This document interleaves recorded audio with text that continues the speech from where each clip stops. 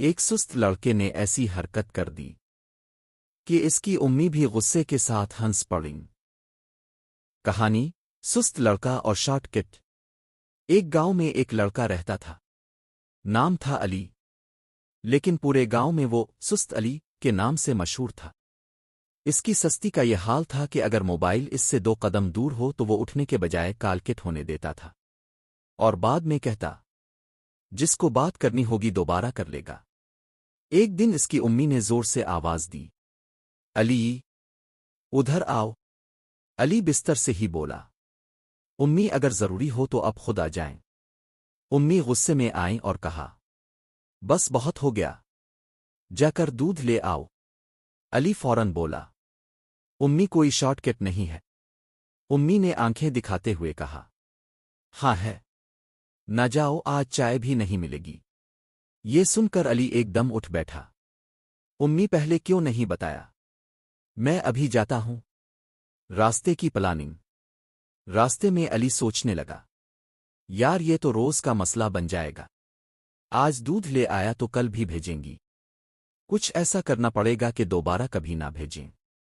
وہ دکان پر پہنچا اور آہستہ سے دکاندار سے بولا، بھائی ایسا دودھ دو جو جلدی خراب ہو جائے۔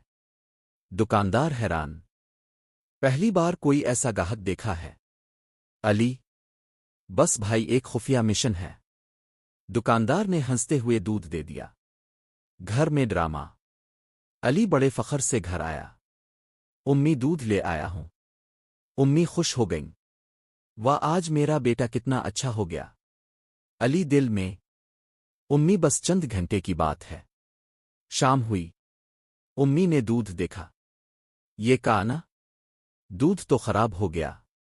علی معصوم بن کر بولا، اوہ واقعی، مجھے تو نہیں پتا، الٹا پھنس گیا۔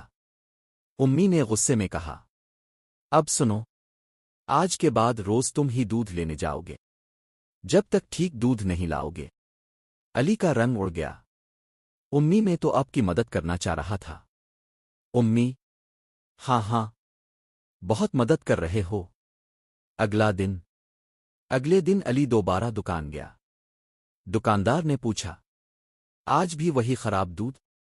علی نے تھکے ہوئے انداز میں کہا، نہیں بھائی، آج اصلی والا دو، میری تو زندگی خراب ہو گئی۔ انجام؟